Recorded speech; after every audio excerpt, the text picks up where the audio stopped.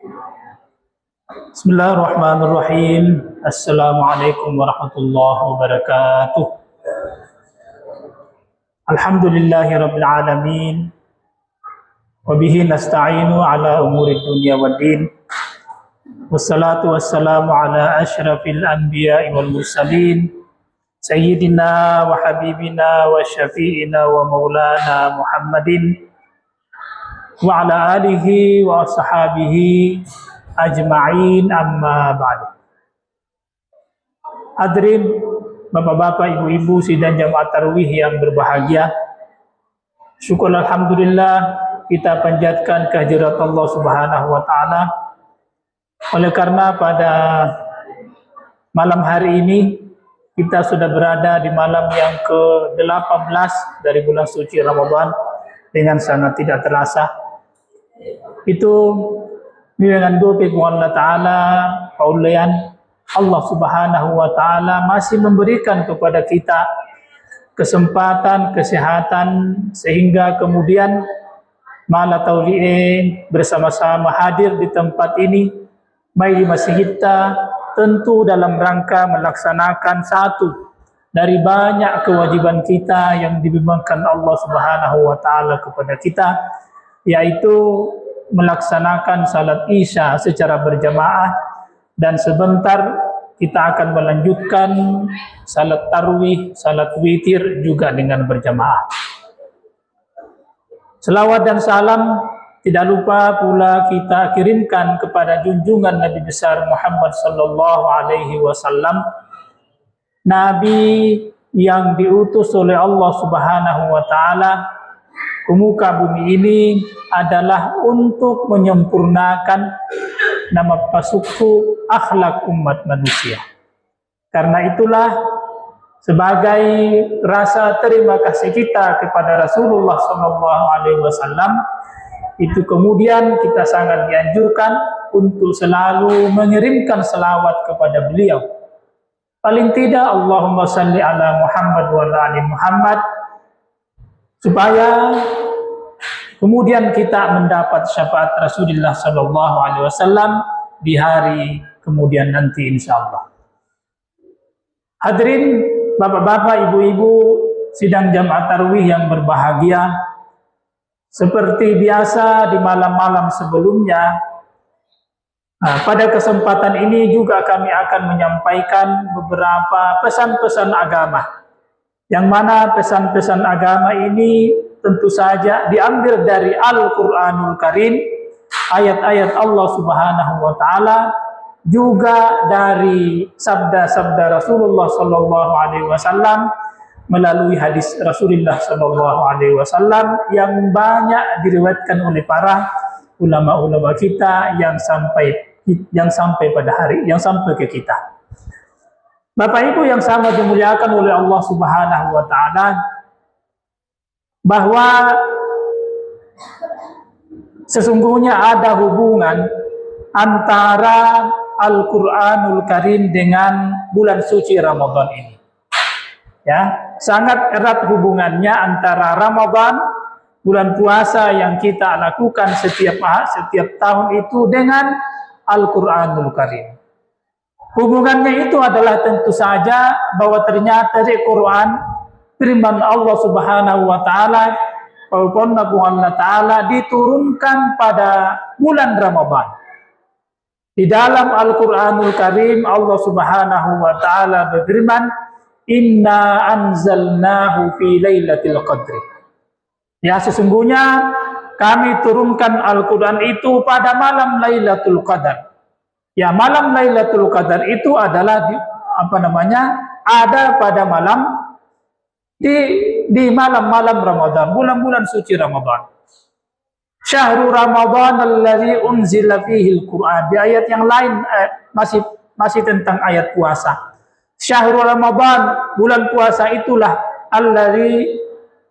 Syahrul Ramadan alladzi unzila fihi al-Qur'an, yang mana bulan Ramadan itu diturunkan Al-Qur'an di dalamnya.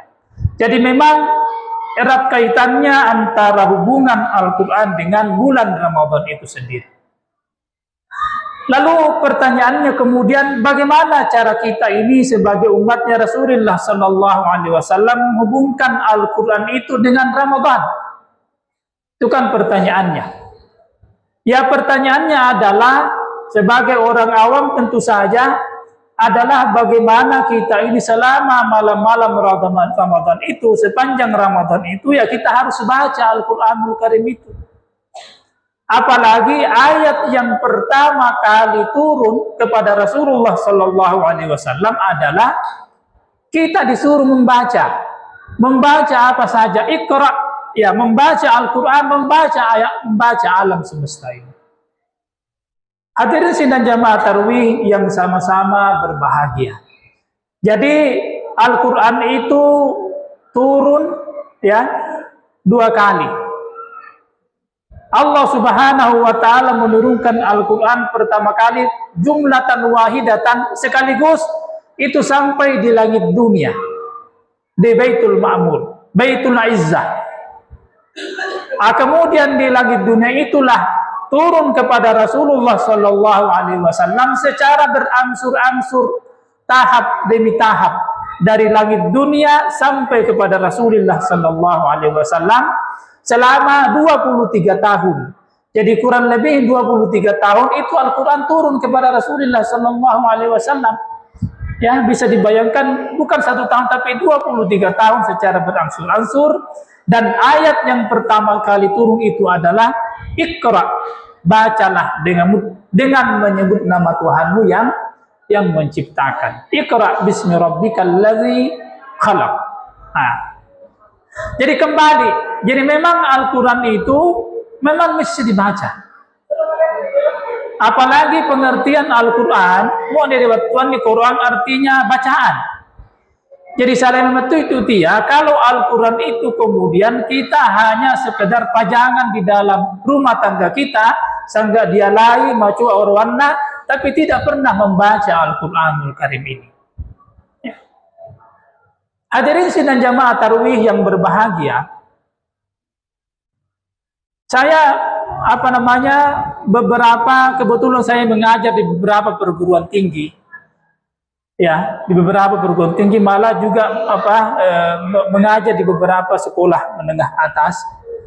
Itu saya terkejut, ya, heran kenapa ternyata generasi muda kita ini, ya, SMA sampai mahasiswa, saya tanya kalau ada 10 mahasiswa, ya, saya minta untuk membaca Al-Quran, dari 10 orang itu masih ada yang tidak bisa membaca Al-Quran sampai 4-5 orang.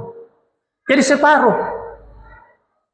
Bahkan, ya, miris sekali, saya terkaget-kaget, ya. Kenapa saya suruh membaca suratul Fatihah, Anda bisa baca, padahal mahasiswa. Luar biasa ini. Bagaimana mungkin ini mahasiswa tidak bisa membaca suratul Fatihah? Fatihah Anda bisa baca. Ini luar biasa ini. Kemudian saya minta lagi membaca bacaan salat, Anda tulis. Luar biasa ini. Hadirin sidang bersama dimuliakan Allah Subhanahu wa taala. Ini patut kita renungkan bersama, kita merasa khawatir ini kemudian. Perlu kita mengecek secara berkala, lauyanata di rumah masing-masing. Iya kan? Nesat tongam diri membaca Quran anaknya. Ya kan? Ini kan makanya perlu ini mengajari membaca Al-Quran. Tidak usah dulu mengamalkan Al-Quran, baca saja dulu Al-Quran. Apa mau membaca Quran dengan sendirinya, kita berusaha untuk kemudian mengamalkan Al-Quranul Karim itu. Bagaimana mungkin kita bisa mengamalkan Al-Quran, kita terjemahkan Al-Quran itu ke dalam kehidupan keseharian kita? Mau Anda tulisan dibaca. Saya Al-Fatihah dan Nasional, generasi muda kita umur 4. Sehingga saya mengatakan dengan bahwa sebentar lagi tamat mau kuliah, nak kawin tua, kamu akan menikah, kamu akan menjadi kepala rumah tangga. Bagaimana mungkin seorang kepala rumah tangga anda senang baca Quran dia? Padahal kepala rumah tangga ia nak paturi anak-anak manimu dia, ia nak paturi apa? Baini nama rumah tangga ni luar biasa ini. Ia tahu nama paturi bagaimana caranya membaca sambayan, dan itu sampaikan mesti membaca itu Quran di dalam. Ini. Ya. Jadi bagaimana nak kawin tua? Bagaimana kalau akan nikah misi itu imam membaca syahadat, asyhadu an la ilaha illallah wa asyhadu anna muhammadar rasulullah bersambandi. Ya, akad nikah itu kan luar biasa ini, karena ini adalah ibadah seumur hidup. Ya, itu salah satu ibadah yang penting itu. Jadi itu kawin adalah ibadah, dan itu sangat sampai ibadah. Kawin juga, menikah juga ibadah. Karena ibadah yang mesti dipicuai. Ini hadirin sidang jamaah sama dimuliakan Allah Subhanahu wa taala. Saya kaget itu. Yang pertama nak kawinmu. Kemudian setelah kamu menikah nanti, kamu kan berumah tangga, kemudian beranak pinak, jatuh anakmu.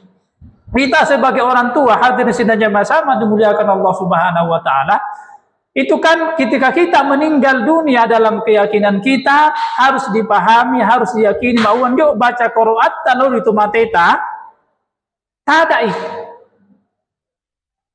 Jadi kita sebagai orang tua yang meninggalkan anak-anak di belakang kita di dunia ini yang tidak bisa membaca Al-Quran, barang mutap kami tahu kiringanna baca Fatihana, baca Quran anak atas. Bagaimana mau bisa membaca Quran? Ya, maka kita sendiri di bawah, ya kan, hanya tinggal menunggu saja. Sementara di yang lain di sekitar kita, samping kanan, samping kiri, jenazah boleh kiringanna. Oh, nawacangan itu baca, nawacangan itu anak-anak Fatihah, nawacangan Yasin, tidak pernah. Tidak ada kiriman seperti itu. Maka maka kubur kita akan senantiasa menjadi gelembuli kalau tidak ada penerangan dari kiriman-kiriman dari generasi kita, anak tadi yang masih hidup di dunia ini. Ini patut kita renungkan bersama, hadirin sidang jamaah tarawih yang insyaallah dimuliakan oleh Allah Subhanahu wa taala. Padahal itu kan di dalam Al-Qur'anul Karim, ya, Allah Subhanahu wa taala mengatakan, berfirman, ya ayyuhalladzina amanu qu anfusakum wa ahlikum nara. Wahai orang-orang yang beriman, jagalah dirimu, jaga ya lawemu, wa ahlikum, jaga toi keluargamu, naran dari api neraka. Jadi salah satu cara mencegah kita dari api neraka adalah bacaan Al-Quranul Karim itu, baca Quran tua. Jadi Al-Quran itu, bacaan Al-Quran, mau membaca Tuhan mandi itu Quran selama di dunia ini, ya insya Allah kita akan terhindar dari api neraka. Kata Rasulullah Sallallahu Alaihi Wasallam, Al-Quranu hujjatul laka au alaika. Al-Quran itu bisa menjadi pembela, bisa juga menjadi lawan musuh. Jadi karena dibaca Quran tidak hanya bulan suci Ramadan, itu akan membela kita di hari kemudian nanti. Modal pertama itu surga buan, neraka. Karena turun wajah dia rili selama di dunia ini. Luar biasa ini. Ya. Jadi karena itu hadirin sidang jamaah sama dimuliakan Allah Subhanahu wa taala, memang sejak dini ini orang tua itu dia tuh mau wengi dia anak anak memang mesti dipaksakan nih, sedikit dipaksakan anak kita untuk membaca Al-Quranul Karim, dibawa oleh anak guru, ya, dibawa oleh TPA, dibawa oleh anak guru kampung itu yang membaca, yang mengajari kita bacaan Al-Quranul Karim. Karena kita ini misalnya karena sibuk tahu, ya, maitelek na pun Allah Taala itu ada tugas diberikan kepada anak guru pengaji. Itu luar biasa itu yang guru payah itu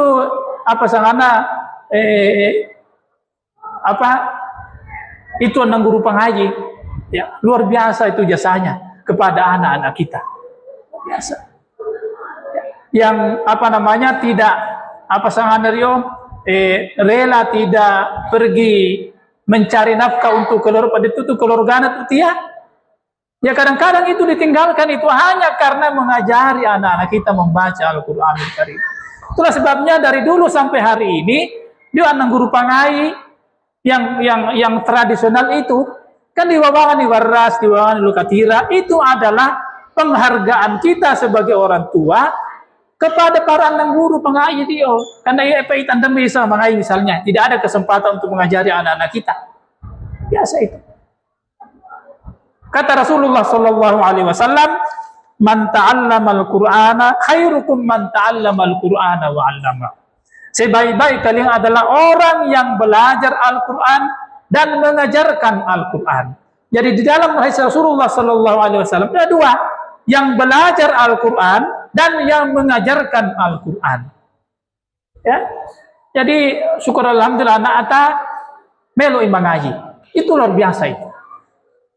Kemudian yang mengajarkan Al-Qur'an itu adalah para anak guru kita. Di TPA ada taman TPA istilahnya sekarang ya, TPA itu. Biasa itu. Hadirin sekalian sama-sama dimuliakan Allah Subhanahu wa taala. Jadi oleh karena itu bulan Ramadan ini sangat erat hubungannya dengan Al-Qur'anul Karim itu. Kemudian kita juga perlu bertanya, sampai malam yang ke-18 dari bulan suci Ramadan ini, bisa kami tahu mi'illan doli Qur'atta. Andai sangka mi'illan tentu saja, bisa kita baca. Apalagi sangka wadduha, itulah kemampuan kita, tidak apa-apa, di bapak kuling-kuling ini. Wadduha wal laili saja maupun ya udah seterusnya daripada tidak ada sama sekali. Apakah Quran kecuk itulah kemampuan kita, kita baca. Jangan kita biarkan anak-anak kita tuluyon mau HP luar biasa pengaruh HP ini. Ya kan? Mamanya buka HP. Tuh pura buka HP ya, nawalu HP ini masih sehingga jadi tarawih. Ini luar biasa HP ini. Jadi memang perlu ketegasan dari para orang tua. Soalnya itu betul lebih arah. Apa? Sebagai itu adalah salah satu kebaikan daripada anak-anak kita supaya kita dipaksa untuk membaca Al-Qur'anul Karim itu. Hadirin sekalian bersama memuliakan Allah Subhanahu wa taala. Sekiranya yang sempat kami sampaikan, mudah-mudahan yasitu ma'ala yang diputi-puti kita untuk kemudian dapat kita renungkan bersama, untuk kemudian dapat kita amalkan dalam kehidupan keseharian kita secara bersama-sama. Wabillahi taufiq wal hidayah. Assalamualaikum warahmatullahi wabarakatuh.